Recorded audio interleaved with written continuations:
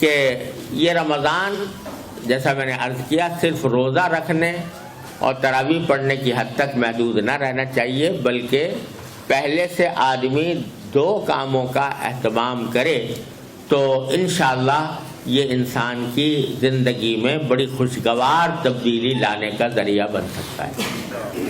2 باتیں، ایک بات یہ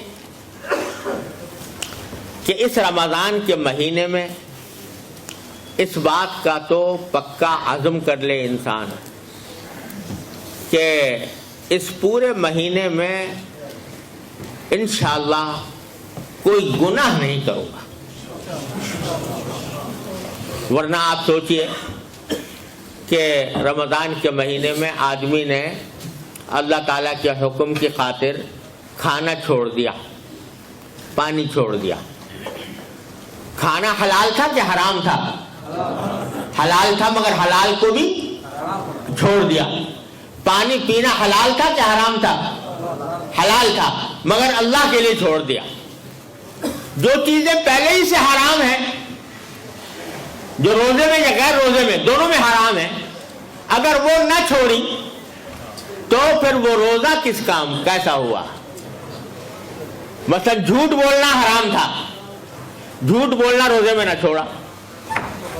غیبت کرنا حرام تھا، غیبت کرنا روزے میں نہ چھوڑا۔ کسی کے اوپر نامحرم پر لذت لینے کی نگاہ غرض سے نگاہ ڈالنا حرام تھا، وہ نہ چھوڑا۔ کسی کو لڑائی کرنا، جھگڑا کرنا، دوسرے کو تکلیف پہنچانا عام حالات میں بھی حرام تھا، وہ نہ چھوڑا۔ تو بھائی جو حلال چیزیں تھیں وہ تو چھوڑ دی رمضان میں، لیکن جو پہلے ہی سے حرام تھی وہ نہ چھوڑی، تو یہ کیسا روزہ ہوا؟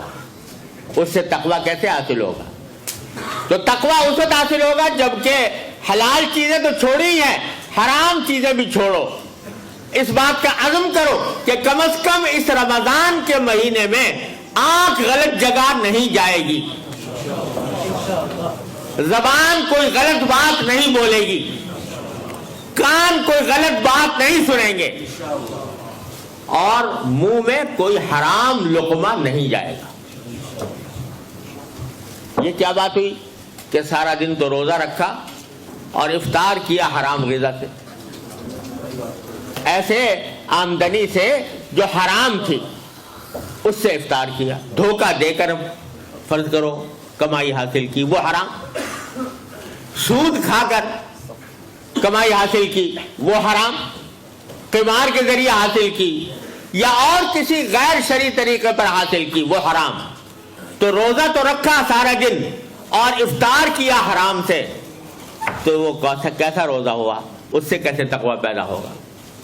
لہذا اس بات کا اہتمام کرو کہ اللہ تعالی ہم سب کو اس کی اپنے فضل و کرم سے توفیق عطا فرمائے۔ رمضان کا مہینہ اس طرح گزرے گا کہ کوئی گناہ نہیں ہوگا،